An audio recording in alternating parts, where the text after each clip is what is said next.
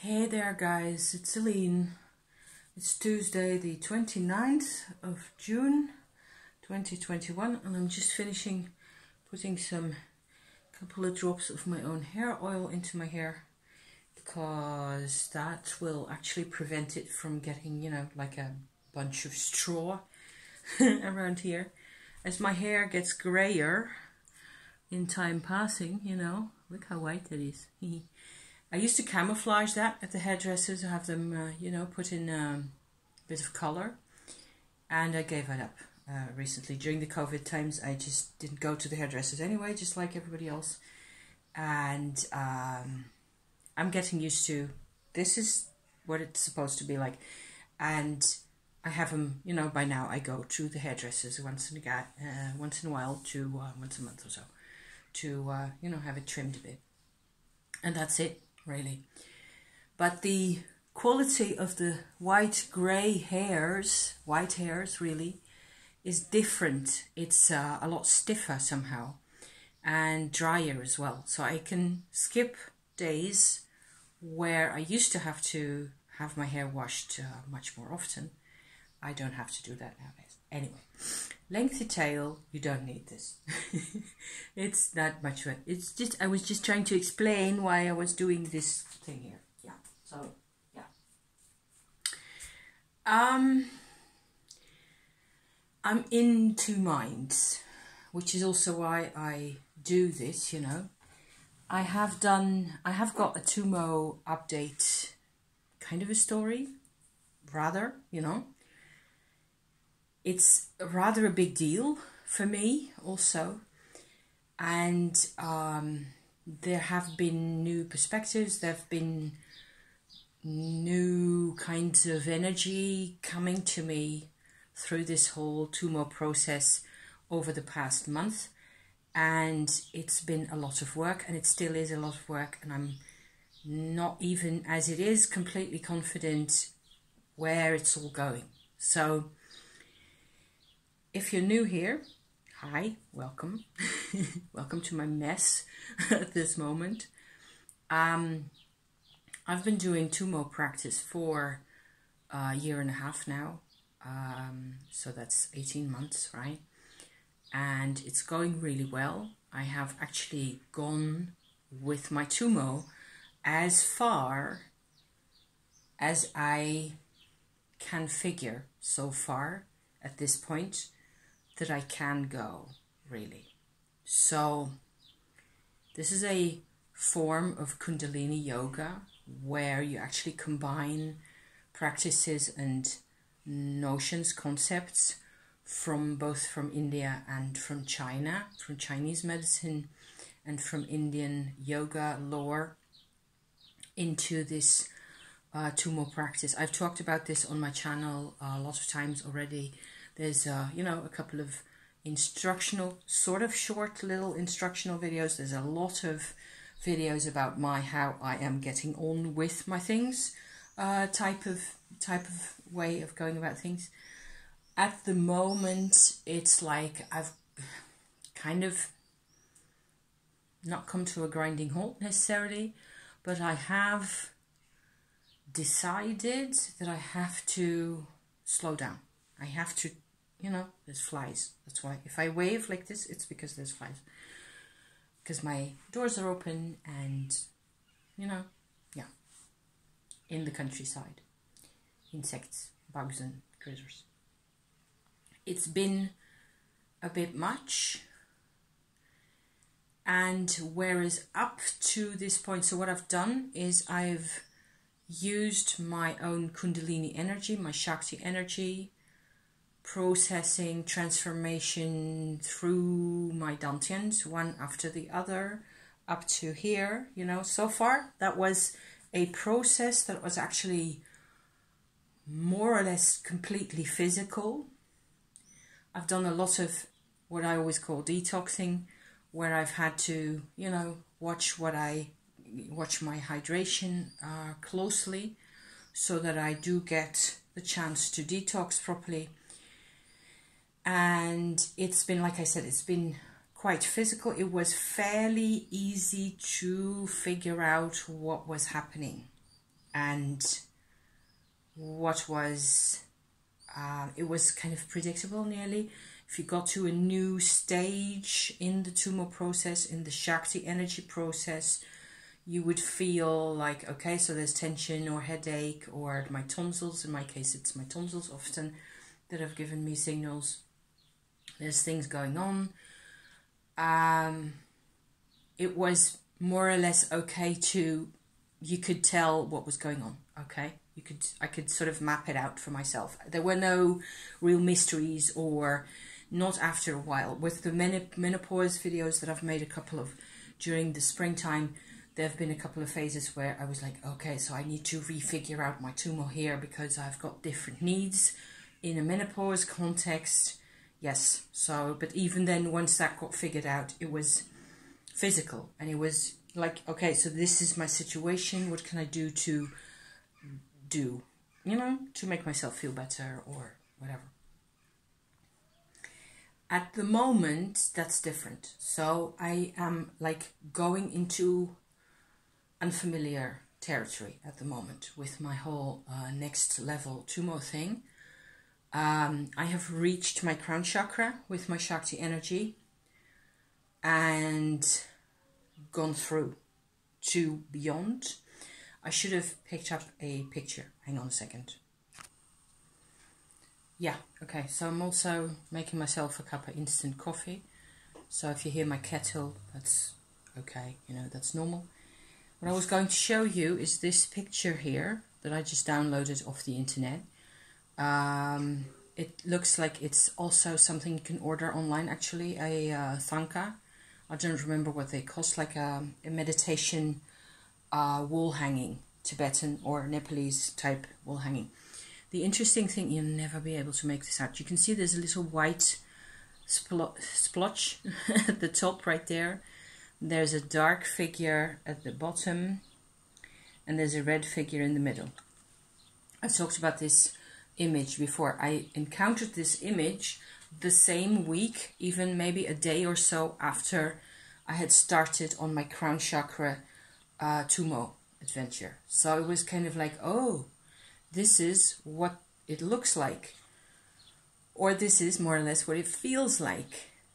If you're doing this Tummo practice, you are coming out of the top of your own skull with your Tummo energy, and there's a completely different kind of energy sitting over there, like a soul, like your own soul is waiting for you, which is fabulous. And it's not scary. It feels awesome. It feels fantastic, but it's a lot. Let me just put it that way. Maybe that's all I really have here. I am having trouble as I stand here and try to, you know, formulate my words for you. I'm having trouble integrating this level of energy into my life. It has, I did quite a patch of journaling this morning, so that's helping now as well. I'm noticing that it has intense qualities. It's demanding in a way. It has intense qualities of courage and perseverance and things that you would, in our kind of human context, you'd interpret as perfectionism, which it isn't really, not really, because it isn't dominant. But it's very powerful, and because you've been in your own Tummo energy the whole time, in your own Shakti energy, the communication with that soul, Buddha-like nature up there is very direct, very intense, and just like into your guts like that. So I suppose I'm kind of conveying what it is that I'm struggling with, aren't I? Okay? I have no, you know, so what I do is I tend to just dial it all down. If this happens, this has happened occasionally before with big healing things and big changes in, let me put my hairpin back in. There's my coffee signal. Like so. There's been moments like this where I just went like, okay, so now I'm just dialing everything the whole way down, and I'm going to watch cartoons the rest of the day and probably the rest of the week. Okay, because bye, you know, enough of the weirdness, enough of the intensity and the crazy and all the, oh God. It just gets completely out of hand. You have no idea where to go with all this, and it just has to settle. It just needs to calm the way down. Jeez, you know. So yeah, so that's more or less my state of affairs here. I have discovered Vaporwave, which is like kind of like ambient music. I'll put a couple of channels in the description to this video here. You wanna click so you can have a look at that if you have no clue what it is I'm talking about. Maybe this is really ordinary and normal by now, I don't know.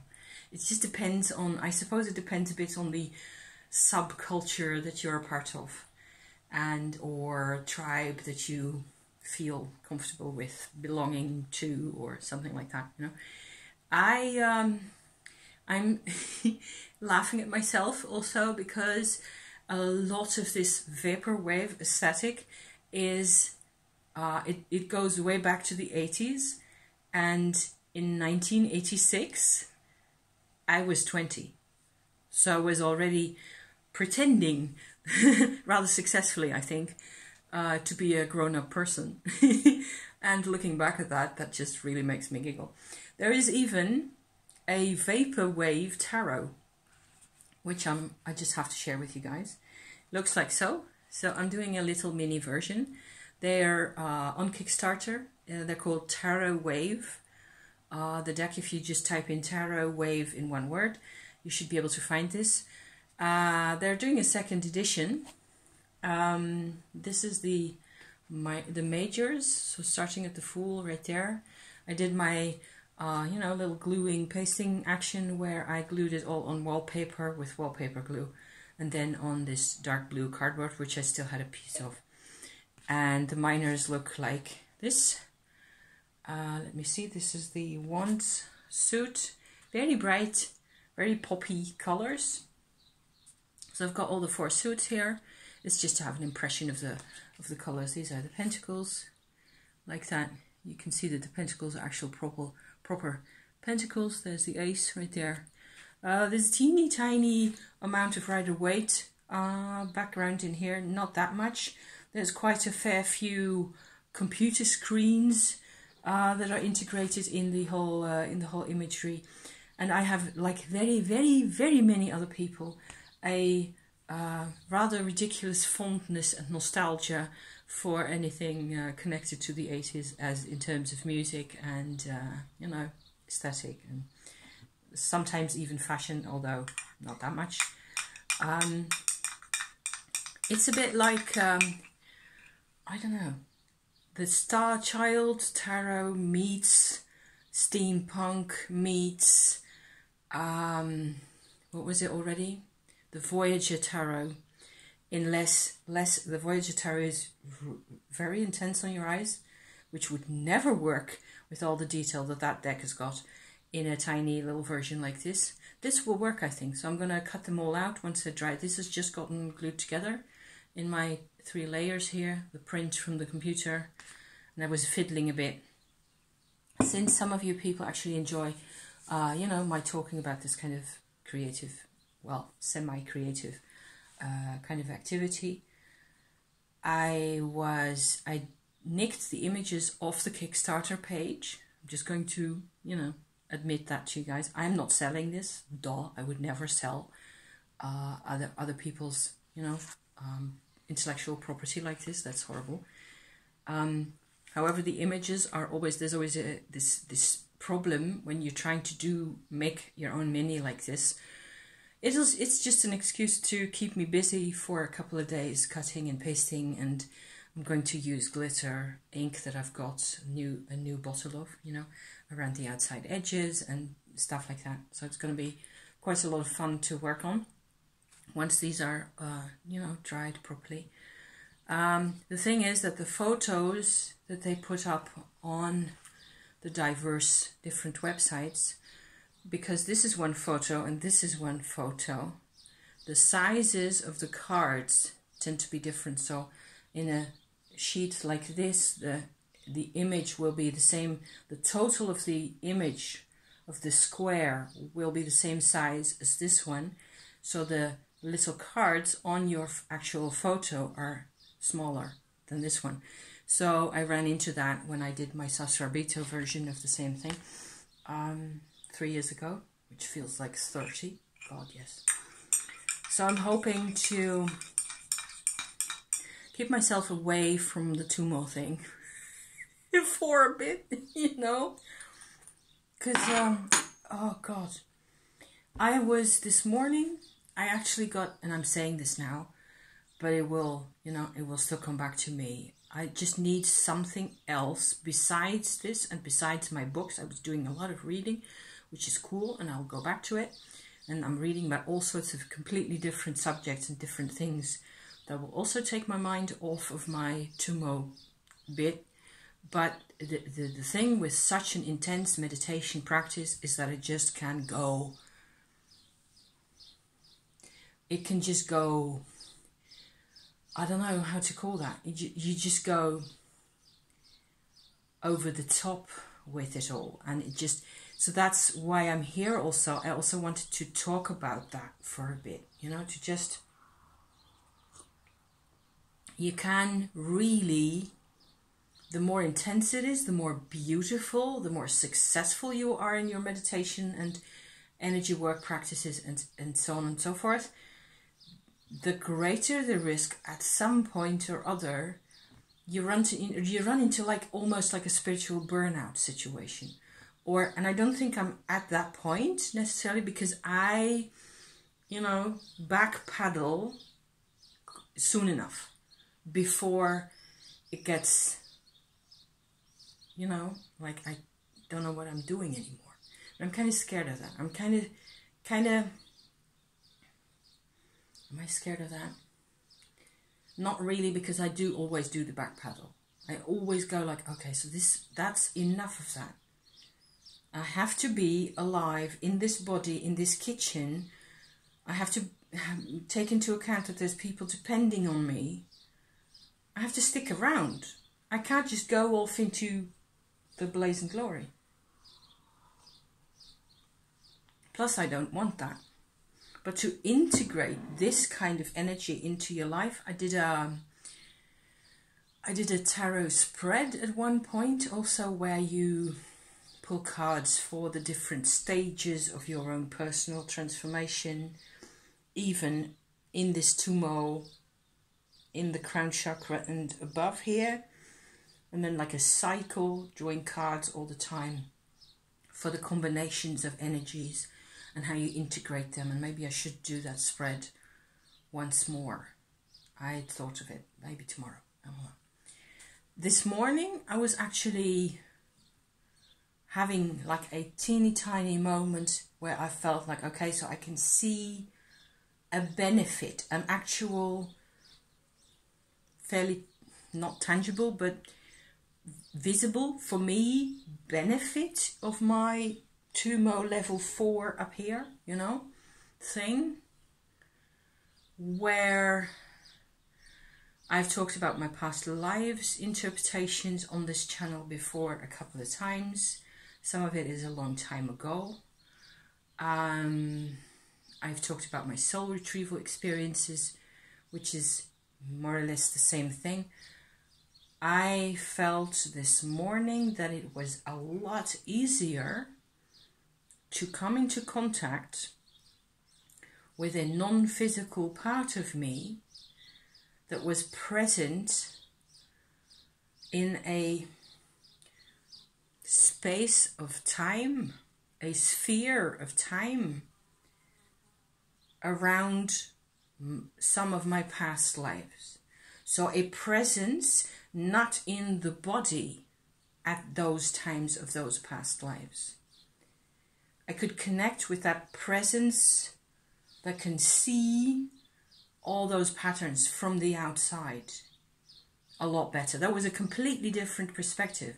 All I had so far were sort of half memories and fragments of memories of what I assume are past lives. They're all connected and they're all strongly in the same kind of wavelength, like the same kind of a tribe of people that I apparently used to belong to. At the moment, I'm sort of starting to realize that there are different selves. That's actually a theme in Tummo research. If there's, you know, you could find all that stuff if you wanted to. This picture, actually, with the three, this is a Cro-Magnon image, actually, that if you type in Cro-Magnon or Trichia dakini, this is one of the images that comes up. And there's explanations that I reinterpret now as their three selves. So they're called three states of consciousness, etc., which isn't exactly how I feel it, how it looks, what it looks like to me.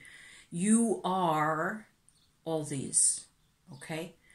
And so it's like I'm getting access to more dimensions, even more. So, wow, you know, it was like, I want to go in there, but I want to not overspend myself. And I want to kind of also be able to do this kind of thing and just do something stupid and type an email to my uncle and plan stuff that I, you know, need to do and so on and so forth. I need to also be here if possible. So hence the vlogging also. I really enjoy it, like I've said a couple of times already, and I hear lots of people say that kind of thing, you know, where you're just vlogging just does you good, and it just helps to share your story, and if it's complicated, even better, you know. Just put it out there and try to find the words to do the thing. And it's exciting also, and it's adventurous, and I will continue at some point or other. I will certainly you know, move forward into these realms. I'm confident enough. It's not a matter of confidence, really. It's just I had to regroup a bit. So the Vaporwave music, the more soft music, is actually even a thing. It's like all these subgenres of kinds of electronic music, I suppose it is, which are like ambient music, but not also. And so I'm loving how diverse it all is, and there's so many different types of atmospheres and things. And even though there's quite a difference in culture between the European countries that I know on the one hand and the Americas, and certainly the United States, in terms of the type of public space that the Vaporwave music actually refers to often,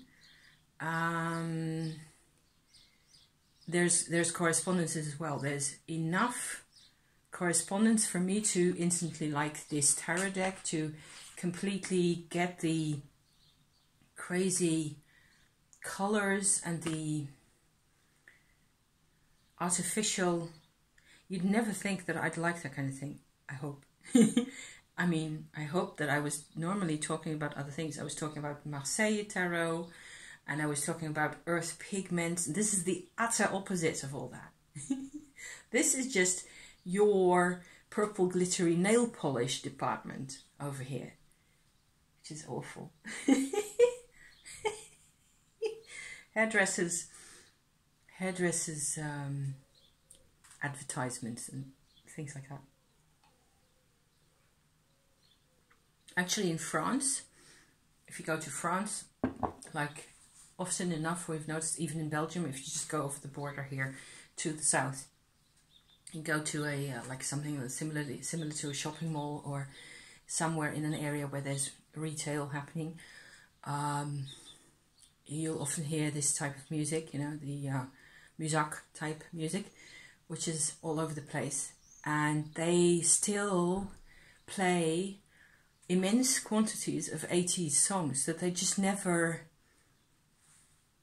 somehow they never distanced themselves from the 80s, especially in the smaller towns in Belgium and France. It's like nothing's changed. And I'm going to go to the south of France again on holiday in the summer, in August at some point. And actually the last time we were there was in 2014. I'm really looking forward to my holiday because me and husband both in the tent, and oh yeah, awesome. But we noticed when this is an area that we're going to visit again, that we visited in 2014, that I also lived in, a part of it, with my mum back in the 80s. And in 2014, and we have visited that area in between a couple of times, but 2014 was a long while after, the last time that we'd been there. And you could actually tell how many more road improvements there'd been, how much more money has come into that whole area, and there's roundabouts everywhere and so on and so forth. So it's like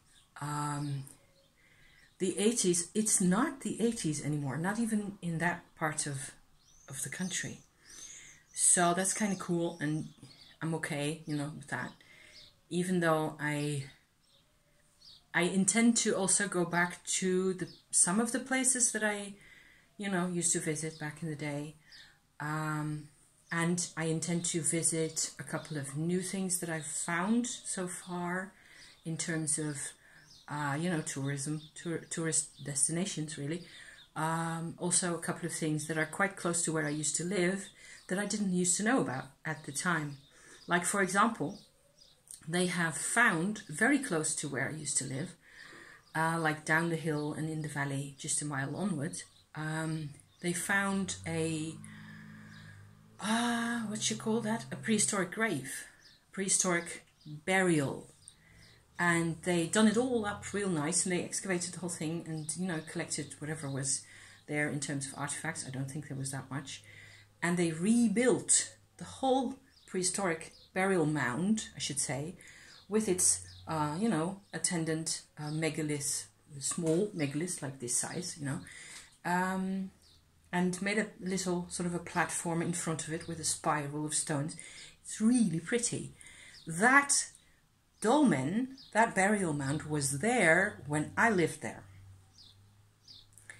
And I didn't know about it because it was hidden under the brambles back then. They have found it somewhere in the 90s, and they did all this work on it. So I'm really looking forward to going and visiting this thing and sort of reclaiming a part of my past. And maybe after that, I will also feel more comfortable with my whole past lives. Yoga. And yeah, so we will see where we go from there, okay? Because time is on my side. I've always said this. Time is on my side, okay? I don't have to do everything now, even though I try to often and try to, not go crazy in the process. I just have to keep up with my other things and my vlogging and just spread it around a bit more. So have a bit of a base in my life, okay? So I hope this is entertaining, to hear me talk about. Certainly my journaling process. I did last week, I did a summarizing my journals kind of a dealio. That's been so helpful. That's been amazing to map out the sort of the sum total of what things I've been working on myself over the years, basically over the past decade. That was super. Also afterwards, after I'd done my video about that, I felt like, okay, so wow, I've actually accomplished something. There's actually things that I can say that are behind me now. I don't actually look at things the way I used to and in the same way anymore. So excellent, really, really pleased with that. So that's more or less my vibe. I've been revisiting a lot of things, and I will go on doing that and just try to. You need the more spiritual dimensional you get, the more solidity you need down here, I feel. So yeah, thank you for watching, you guys. Bless you, and see you next time. Okay, see you then. Bye bye.